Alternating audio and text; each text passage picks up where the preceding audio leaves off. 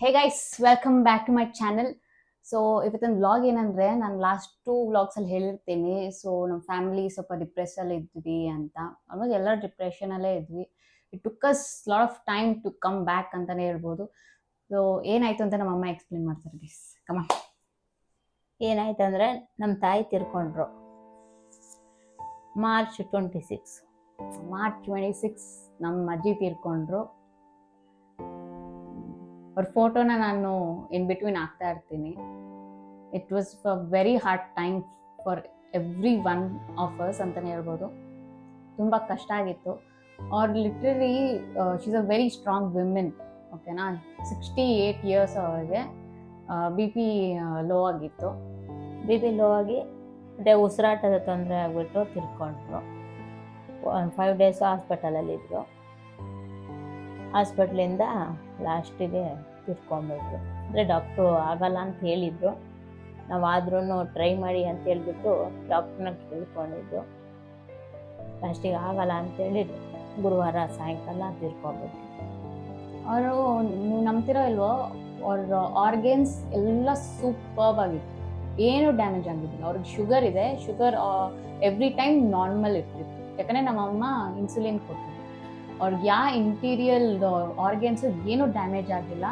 ಆದರೆ ಯುಗಾದಿ ಆದಮೇಲೆ next day ಇಂದ ಏನು ನೀರು ಊಟ ಏನೂ ತೊಗೊಳ್ತಾ ಇರಲಿಲ್ಲ.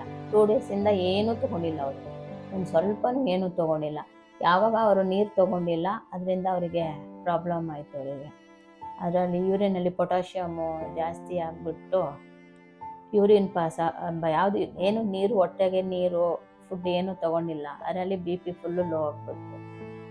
ಅಂದರೆ ಮಧ್ಯಾಹ್ನ ನಾನು ಕರ್ಕೊಂಡು ಹೋಗುವಾಗ ಅವ್ರು ಚೆನ್ನಾಗೇ ಇದ್ದರು, ನಾರ್ಮಲ್ ಆಗಿ. ಎಲ್ಲದು ಪಲ್ಸ್ ಆಗಲಿ, ಬಿ ಪಿ ಆಗಲಿ, ಎಲ್ಲದರಲ್ಲೂ ಅವ್ರು ಕರೆಕ್ಟಾಗಿ ನಾರ್ಮಲೇ ಇತ್ತು. ಶುಗರು ಅದೇ ಸಾಯಂಕಾಲ ನೋಡಿದ್ರೆ ಫುಲ್ಲು ಲೋ ಆಗಿಬಿಡ್ತು ಅವ್ರಿಗೆ. ಅವತ್ತಿನ ದಿವಸನೇ ಫುಲ್ಲು ಲೋ ಆಯಿತು. ಅದಕ್ಕೆ ನಾನು ಎಮರ್ಜೆನ್ಸಿಯಾಗಿ ಅಡ್ಮಿಷನ್ ಮಾಡ್ಕೊಳಕ್ಕೆ ಹೇಳ್ಬಿಟ್ಟೆ ಡಾಕ್ಟ್ರ್ ಹತ್ರ. ನಾನು ಇನ್ ಬಿಟ್ವೀನ್ ಕ್ಲಿಪ್ಸ್ ಎಲ್ಲ ಹಾಕ್ತೀನಿ. ನಾನು ಆ್ಯಕ್ಚುಲಿ ಲಾಸ್ಟ್ ಮೂಮೆಂಟ್ವರೆಗೂ ಅವ್ರ ಕ್ಲಿಪ್ಸ್ ತೊಗೊಂಡಿದ್ದೀನಿ. ದಟ್ ಫೀಲಿಂಗ್ ಅನಿಸುತ್ತೆ. ಏನೋ ನಮಗೆಲ್ಲ ಮೈಂಡಲ್ಲಿ ಇತ್ತು, we were prepared. So I just wanted to capture few moments. ಈಗ ತುಂಬ ಜನ ಹೇಳ್ತಾರೆ ಅದೆಲ್ಲ ಯಾಕೆ ಕ್ಯಾಪ್ಚರ್ ಮಾಡ್ತೀಯಾ ಅಂತ, but I really felt it. ಅಂದರೆ ಅವ್ರು ಹಾಸ್ಪಿಟ್ಲಿಗೆ ಕರ್ಕೊಂಡು ಹೋಗಿಲ್ಲ ಅಂದರೆ ಅವರು ಮನೇಲೇ ಹೋಗ್ತಾರೆ ಅಂತ ಗೊತ್ತಿತ್ತು. ಆದರೂ ಕರ್ಕೊಂಡೋಗಿ ನಮ್ಮ ಪ್ರಯತ್ನ ನಾವು ಮಾಡಿದ್ದೀವಿ. ಆದರೆ ಡಾಕ್ಟ್ರು ಅವತ್ತೇ ಹೇಳಿದ್ರು ಆಗಲ್ಲ, ಬಿ ಪಿ ಫುಲ್ ಲೋ ಆಗಿದೆ ಅಂತ.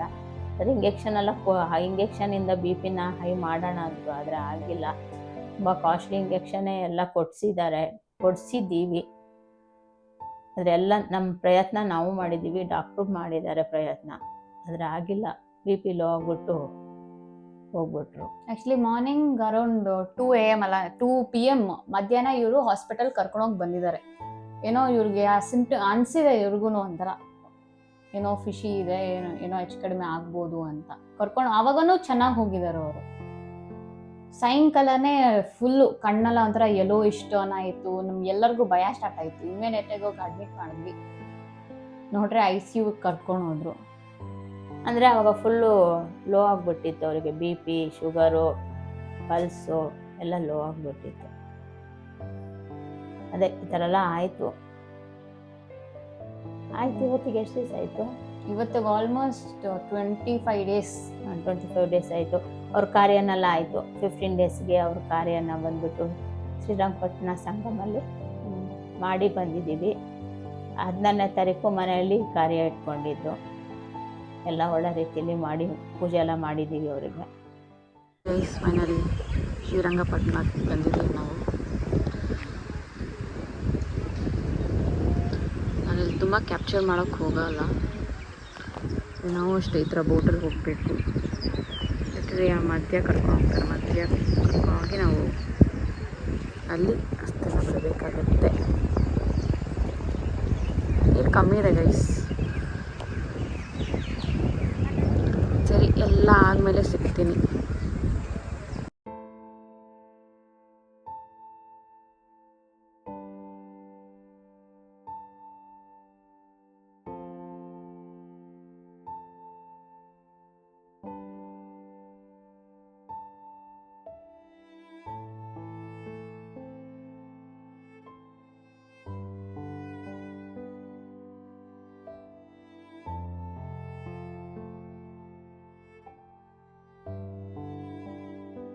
ಅದೇ ಅವ್ರ ಆತ್ಮಕ್ಕೆ ಶಾಂತಿ ಸಿಕ್ಕಲಿ ಅಂತ ಬೇಡ್ಕೊಳ್ತಾ ಇದ್ದೀವಿ.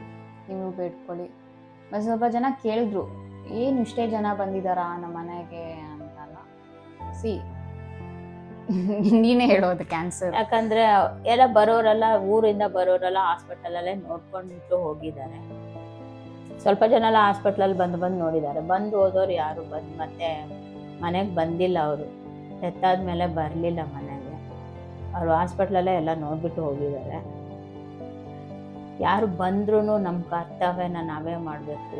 ಯಾರು ಬಂದಿಲ್ಲ ಅಂದರೂ ನಮ್ಮ ಕರ್ತವ್ಯ ನಾವೇ ಮಾಡಬೇಕು. ಯಾರು ಬಂದಿಲ್ಲ, ಅವ್ರು ಬಂದಿಲ್ಲ, ಇವ್ರು ಬಂದಿಲ್ಲ ಎಲ್ಲ ನಾವು ನೋಡ್ಕೊಂಡಿರೋಕ್ಕಾಗಲ್ಲ. ನಮ್ಮ ತಾಯಿದು ಏನಿದೆ ನಾವೇ ನೋಡಬೇಕು. ಈ ಟೈಮಲ್ಲಿ ನಾವು ಇನ್ನೊಂದು ಬೆಗ್ ಮಾಡೋಕ್ಕಾಗಲ್ಲ, ಬನ್ನಿ ಬನ್ನಿ. ಅದು ಅವ್ರ ಸ್ವಂತವಾಗಿರಬೇಕು ಬರ್ಬೇಕಂದ್ರೆ. ಯಾಕಂದರೆ ಎಲ್ಲ ರೀತಿಯಲ್ಲೇ ನಾವು ಚೆನ್ನಾಗೇ ಮಾಡಿ ಮುಗಿಸಿದ್ದೀವಿ ಅಂತ ಅಂದ್ಕೊಂಡಿದ್ದೀವಿ. ಪೂಜೆಯಲ್ಲೂ ಅವರಿಗೆ ಶಾಂತಿ ಆಗಿದೆ ಅಂತ ಹೇಳಿದ್ದಾರೆ. ಎಲ್ಲ ಚೆನ್ನಾಗಿ ಪೂಜೆ ಮಾಡಿದ್ದೀವಿ. ನೋಡಬೇಕು ಇನ್ನು ಏನು ಅಂತ. ಯಾಕಂದರೆ ಅವ್ರದ್ದು ಇನ್ನೂ ಸ್ವಲ್ಪ ಕೆಲಸಗಳೆಲ್ಲ ಇದೆ. ಅವ್ರದ್ದು ನನಗೆ ಹಾಸ್ಪಿಟಲ್ ಕೆಲಸ ಎಲ್ಲ ಇದೆ. ಅದಕ್ಕೆ ಹಾಸ್ಪಿಟ್ಲಿಗೆ ಹೋಗೋದು ಬರೋದು ಮಾಡ್ತಾಯಿದ್ದೀನಿ. ಮತ್ತು ಅವ್ರ ಪೂಜೆ ದಿವಸಲೂ ಅಷ್ಟೇ ನಾವು ಆಶ್ರಮಕ್ಕೆ ಹೋಗಿ ಹೌದು ಬಂದ್ವಿ. ಅವ್ರದ್ದು ಕಾರ್ಯ ದಿವಸ ಯಾರು ಪೂಜೆಗೆ ಮನೆಯಲ್ಲಿ ಯಾರು ದೂರ ಬರೋಕ್ಕಾಗಲ್ಲ ಅಂತ ಹೇಳಿದ್ರು. ಅದರಿಂದ ಅವತ್ತು ನಾವೇನು ಮಾಡು, ವಯಸ್ಸಾದ ಒಂದು ಆಶ್ರಮ ಅದು ಅವತ್ತೆಲ್ಲರಿಗೂ ಅವ್ರ ಹೆಸರಲ್ಲಿ ಊಟ ಹಾಕ್ಸಿದ್ದೀವಿ. ಮನೆಯಲ್ಲೂ ಪೂಜೆ ಮಾಡಿಬಿಟ್ಟು ನಮ್ಮ ತಾಯಿಗೆ ಏನೇನು ಮಾಡಬೇಕು ಅದೆಲ್ಲ ಇಟ್ಟು ಪೂಜೆ ಮಾಡಿದ್ದೀವಿ. ಅವ್ರ ಹೆಸರಲ್ಲಿ ಆಶ್ರಮದಲ್ಲಿ ಊಟ ಹಾಕ್ಸಿದ್ದೀವಿ. ಅದರಲ್ಲಿ ಒಂದು ಸಂತೋಷ. ಯಾಕಂದರೆ ನಮ್ಮ ತಾಯಿ ವಯಸ್ಸಿನವರೇ ಅಲ್ಲಿ ಇರೋದು, ಎಲ್ಲರೂ ವಯಸ್ಸಾದವರು. ಅದಕ್ಕೆ ಅವ್ರ ಹೆಸರಲ್ಲಿ ಅವತ್ತು ಮಾಡಿದ್ದೀವಿ.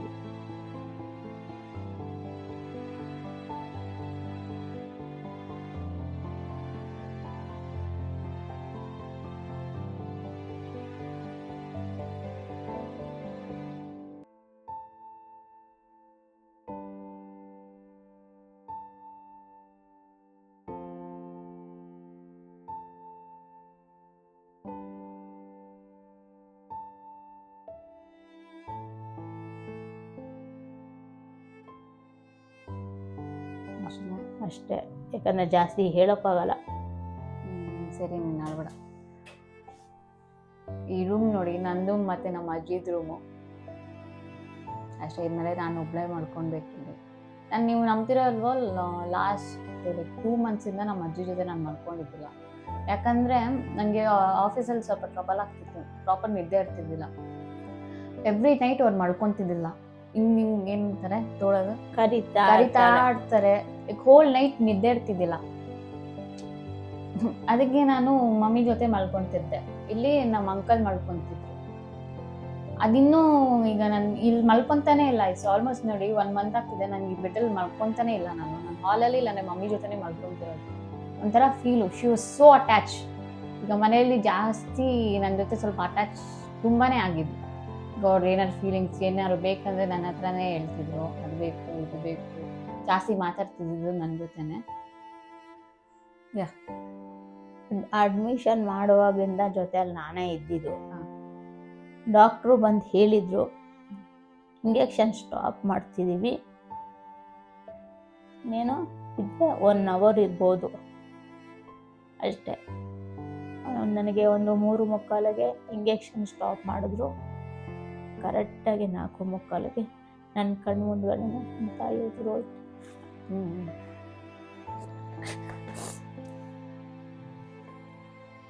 ಸ್ಮಾಲ್ ಕ್ಲಾರಿಟಿ ಕೊಡಬೇಕಿತ್ತು. ಲಾಸ್ಟ್ ಬ್ಲಾಗಲ್ಲೂ ಹೇಳಿದ್ವಿ. ಬಿಹೈಂಡ್ ದ ಕ್ಯಾಮ್ರಾನು people have lots of problem. ಎಲ್ಲ ನಾವು ಹೇಳ್ಕೊಳಕ್ಕಾಗಲ್ಲ. People should also understand. And ಈ ಥರ ಸಿಚುವೇಶನ್ ಇರುತ್ತಲ್ಲ, ಈ ಟೈಮಲ್ಲೇ ನಮ್ಗೆ ಗೊತ್ತಾಗೋದು ಯಾರು ನಮ್ಮವರು ಯಾರು ನಮ್ಮವರು ಅಲ್ಲ ಅಂತ. ಟೈಮ್ ಕೊಡಿ first. Time is very important. Let it be anyone. ಯಾಕಂದರೆ ನೋಡ್ತಾನೆ ನನ್ನ ಕಣ್ಣು ಮುಂದ್ಗಡೆನೇ ಅವ್ರ ಜೀವ ಹಂಗೆ ಹೋಯ್ತು. ಅದು ನನಗೆ ಕಣ್ಣಲ್ಲೇ ಇದೆ. ನನಗೆ ಮರೆಯೋಕ್ಕಾಗ್ತಾ ಇಲ್ಲ. ನನಗೆ ಅವ್ರನ್ನ ನೆನ್ಸ್ಕೊಂಡ್ರೆ ಮಬ್ಬಿ ಹೊಳಗ್ ಬರುತ್ತೆ. ನಂಗೆ ಆಗಲ್ಲ. Time she was very strong. ಅಷ್ಟೇ ಗೈಸ್. ಮನಸ್ಸಲ್ಲಿ ಬಂದಿತ್ತು ಅವ್ರು ಇರೋಲ್ಲ ಅಂತ ಡಾಕ್ಟ್ರು ಹೇಳಿದರು. ಆದ್ರೂ ಟೈಮ್ ಕೊಟ್ಬಿಟ್ರಲ್ವ, ಅದು ಟೈಮಲ್ಲಿ ಕಣ್ಮುಂದ್ಗಡೆನೇ ಅವ್ರ ಜೀವ ಹಾಗೆ ಒಂದೇ ಸತಿ ನಿಂತೋಗಿರೋದನ್ನ ನೋಡಿಬಿಟ್ಟು ಕಣ್ಣಲ್ಲಿ ಅದಿನ್ನೂ ಕಣ್ಮುಂದ್ಗಡೆ ಹಂಗೆ ಇದೆ. ಅದು ಬೇಗ ಹೋಗಲ್ಲ ಅಂತ ಕಾಣಿಸುತ್ತೆ ಮನಸ್ಸಿಂದ. ಅದು ಲೈವ್ ಆಗಿ ನಾವು ಎಲ್ಲ ನೋಡಿರೋದು. ಮಿಷನ್ ಹೈ ಆಗ್ತಿತ್ತು, ಲೋ ಆಗ್ತಿತ್ತು, ರೆಡ್ ಸಿಗ್ನಲ್ ಸೌಂಡ್ ಮಾಡ್ತಿತ್ತು. ಅವಾಗ ಅದಕ್ಕೆ ನರ್ಸ್ನ ಕರ್ಕೊಬೋದು. ನೆನ್ಸ್ಕೊಂಡ್ರೆ ಬೇಜಾರಾಗ್ತಿದೆ. ಇವಾಗ ಯಾರಿಲ್ಲ, 6 ಜನ ಇದ್ದು ಬನ್ನಿ, ಈಗ 5 ಜನ ಆಗಿದ್ದೀವಿ. ಪೂಜೆ ಎಲ್ಲ ಚೆನ್ನಾಗಾಯ್ತು. ಯಾಕಂದ್ರೆ ನಮ್ಮ ತಂದೆನೂ ಇಲ್ಲ, ತಂದೆನೂ ಹೋಗಿ 11 years ಆಯಿತು. ತಾಯಿನೂ ಹೋಗ್ಬಿಟ್ರು, ಅಪ್ಪನೂ ಇಲ್ಲ, ಅಮ್ಮನೂ ಇಲ್ಲ. ಇವಾಗ ನಮ್ಮ ತಾಯಿ ಅಂದರೆ ಜೀವ ಹೋಗೋದು ಕಣ್ಮುಂದ್ಗಡೆ ನಾನು ನೋಡ್ಬಿಟ್ಟೆ. ನಾನು ನನ್ನ ತಂಗಿನೇ ಇದ್ದಿದ್ದು, ಅದು ಜೀವ ಹೋಗುವಾಗ ನೋಡಿದೆ. ನಮ್ಮಿಬ್ರಿಗೂ ಅದು ಇನ್ನೂ ಅದು ಮನಸ್ಸಿಂದ ಹೋಗ್ತಾ ಇಲ್ಲ. ಅದು ತುಂಬ ಕಷ್ಟ ಇದೆ ನನಗೆ. ಮತ್ತು ನಾವು ಹೇಳಿದ್ವಿ ವೆಂಟಿಲೇಟರ್ ಎಲ್ಲ ಏನೂ ಹಾಕ್ಬೇಡಿ ಅಂತ. ಅವರು ಬಡ್ಸ್ಕೊಂಡಿದ್ರು. ಅಂದರೆ ಅವರಿಗೆ ಯಾವುದೇ ನೋವು ಮಾಡಬಾರ್ದು ಅಂತ ಬರ್ಕೊಟ್ಟಿದ್ದು. ಹೆಂಗೂ ಜೀವ ಹೋಗುತ್ತೆ ಅಂತ ಹೇಳಿದ್ವಿ. ಯಾವುದೇ ಕಾರಣಕ್ಕೂ ಅವರಿಗೆ ಯಾವುದೇ ನೋವು ಆಗಲಿ, ಚುಚ್ಚೋದಾಗಲಿ, ಕೊಯ್ಯೋದಾಗಲಿ ಏನೇ ಮಾಡಬಾರ್ದು ಅಂತ ಹೇಳಿದ್ವಿ.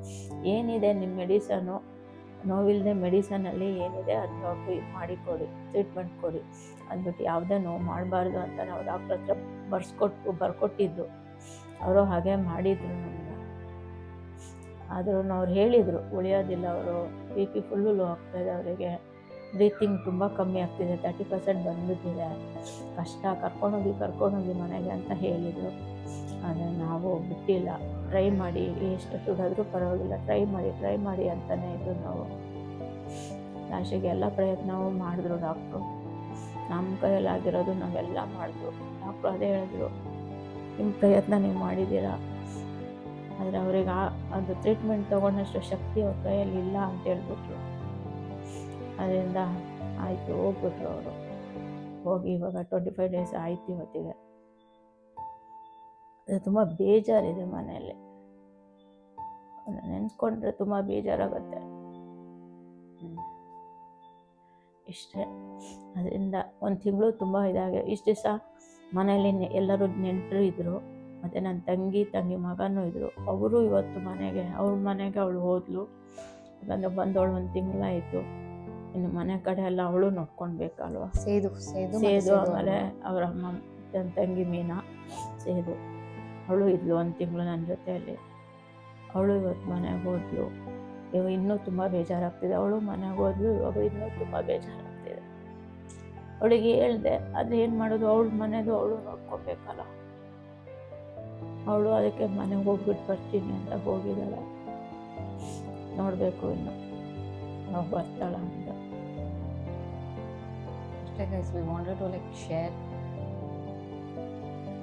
ಅವಳು ಯಾಕಂದರೆ ಅವಳಿರುವಾಗನೂ ನನಗಷ್ಟು ಗೊತ್ತಾಗ್ತಿರ್ಲಿಲ್ಲ. ಮೀನಾ ಇರುವಾಗ ಈಗ ಅವಳು ಮನೆಗೆ ಹೋದ್ಲು. ಸ್ವಲ್ಪ ಮೇನ್ ಪಾರ್ಟೀಸ್ ಈಗ ನಾನು ಇಲ್ಲ ನಮ್ಮ ಅಣ್ಣ ಎಲ್ಲ ನಮ್ಮ ಆಫೀಸ್ಗೆ ಹೋಗ್ತಿರ್ತೀವಿ. ಮುಂಚೆ ಎಲ್ಲ ನಮ್ಮ ಅಜ್ಜಿ ಇದ್ರು, ಈಗ ನಮ್ಮ ಅಜ್ಜಿನೂ ಇಲ್ಲ. ಆಂಟಿ ಇದ್ರು ಇಷ್ಟು ದಿವಸ, ಆಲ್ಮೋಸ್ಟ್ ಎಷ್ಟು ದಿವಸ 1.5 month ಇದ್ರ. 1 month ಇದ್ರು. 1 month ಇದ್ರು. ನಮ್ಮ ಆಂಟಿ ಇದ್ರು, ಈಗ ಅವರು ಇಲ್ಲ. ಹಿಂಗಾಗಿ ಯಾರೂ ಇಲ್ಲ ಮನೇಲಿ. ಈಗ ನಮ್ಮ ಅಪ್ಪ ಎಲ್ಲರೂ ಕೆಲ್ಸಕ್ಕೆ ಹೋಗ್ತಾರೆ. ಯಾರೂ ಇಲ್ಲ ಅಂದರೆ ದಟ್ ಲೋನ್ಲಿನೆಸ್ ಈಸಿಯಾಗಿ ಕಾಣಿಸೋಕ್ಕೆ ಸ್ಟಾರ್ಟ್ ಆಗುತ್ತೆ. ನೋಡೋಣ, ವಿಲ್ ಕಮ್ ಬ್ಯಾಕ್. ಇವತ್ತು ಅದೇ ಅವಳು ಮನೆಗೆ ಹೋದ್ಲು. ಸ್ವಲ್ಪ ಕಷ್ಟ ಆಗ್ತಿದೆ ನನಗೆ, ಹೇಳ್ಕೊಳಕ್ಕಾಗಿಲ್ಲ. ಹೋಗ್ಬೇಡ ಅಂತ ಹೇಳಿದೆ, ಅದೇನು ಮಾಡೋದು, ಅವಳು ಹೋಗ್ಬೇಕಲ್ಲ ಮನೆಗೆ. ಅವಳು ಇರುವಾಗ ನನಗೆ ಅಷ್ಟು ಇದಾಗ್ತಿರ್ಲಿಲ್ಲ. ಆದರೆ ಅಮ್ಮನ ವಿಷಯ ಯಾರಾದರೂ ಮಾತಾಡಿದ್ರೆ ತಡೆಯೋಕೆ. ಸರಿ ಗೈಸ್, ಬ್ಲಾಗಿಗೆಲ್ಲ ಸ್ಟಾಪ್ ಮಾಡೋಣ. Okay, give us some strength. ಮಾಜಿಗೋಸ್ಕರ ಎಲ್ಲರೂ ಪ್ರೇ ಮಾಡಿ. ಒಳ್ಳೆ ಜಾಗಕ್ಕೆ ಹೋಗಿದ್ದಾರೆ ಅಂತ ನಮ್ಗೆ ಗೊತ್ತು. ಅವರಿಗೆ ಅವ್ರ ಬಗ್ಗೆ ಆತ್ಮಕ್ಕೆ ಶಾಂತಿ ಸಿಗಲಿ ಅಂತ ಹೇಳ್ಬಿಟ್ಟು ನೀವು ಪ್ರಾರ್ಥನೆ ಮಾಡಿ ನನ್ನ ತಾಯಿಗೋಸ್ಕರ. ನಮ್ಮ ಅಜ್ಜಿದ ಫೋಟೋ ಇವರೇ ನಮ್ಮ ಅಜ್ಜಿ ಅಲ್ಲ. ಇವರೇ ನಮ್ಮ ಅಜ್ಜಿ ಸುಮಿತ್ರ. ಸುಮಿತ್ರ. ನೋಡಿ ಅವ್ರ ಡೇಟ್ ಆಫ್ ಬರ್ತ್ ನೋಡಿ, ಟಕೇಸ್ ಪರ್ಸನ್. ಇವ್ರ ಫೋಟೋದಲ್ಲಿ ಹಿಂಗಿದ್ದಾರೆ, ಆದರೆ ಸಖತ್ ಸಣ್ಣ ಆಗಿದ್ರು.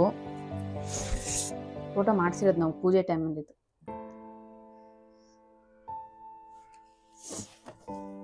ನೋಡಿ ತೋರಿಸ್ಮಾ, ಓಪನ್ ಮಾಡಿದ್ನ ಏನಕ್ಕೆ? ನೀನು ಇಸ್ಕೊಟ್ಟು ಲಾಸ್ಟಿಗೆ ಸ್ಯಾರಿ. ಅವ್ರಿಗೆ ಸ್ಯಾರೀಸ್ ಅಂದರೆ ತುಂಬ ಇಷ್ಟ ಗೈಸ್. ಈ ಲಂಗ ಬ್ಲೌಸ್, ಸ್ಯಾರಿ ಲಂಗ ಬ್ಲೌಸ್ ಡ್ರೆಸ್ ಎಲ್ಲ. ಓಕೆ, ಇದೇ ಅವ್ರು ಮಲ್ಗೋ ಪ್ಲೇಸು. ಇಲ್ಲಿ ನಾನು ಮಲ್ಕೊತೀನಿ, ಇಲ್ಲಿ ನಮ್ಮ ಅಜ್ಜಿ ಮಲ್ಕೊತಾರೆ. ಈಗ ನಾನು ಒಬ್ಬಳೇ ಮಲ್ಕೊಳ್ಬೇಕಾಗತ್ತೆ ಇಲ್ಲಿ. ಅದು ಈಗ ಸದ್ಯಕ್ಕೆ ನಾನು ಮಲ್ಕೊಳಲ್ಲ ಗೈಸ್. ಇಲ್ ಟೇಕ್ ಟೈಮ್ ಫಾರ್ ಮೀ.